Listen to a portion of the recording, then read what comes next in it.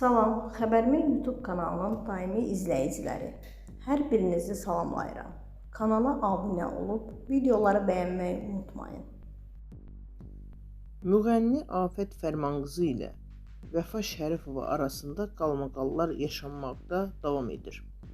Bir müddət öncə Rusiyada məclislərin birində barışıq addımı atan sənətçilərinin yenidən sözləri çəp gəlib. Afət Şərifovanı məhkəmə ilə hədələyərək canlı efirə bağlanıb və sərt sözlərlə barışıq sözünün üstündən bir dəfəlik xətt çəkib. Vəfa Şərifovanın mənim barəmdə dedikləri böhtandır. Deyir ki, güya əməkdar artist Vəfa Şərifova barədə olub danışdıqlarım.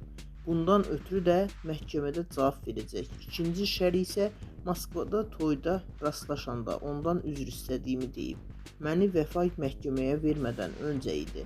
Gördüm ki, qaranlıq otaqdadır. Prodüseri ilə masamızda gəlib otura biləcəyini xəbər ötürdüm.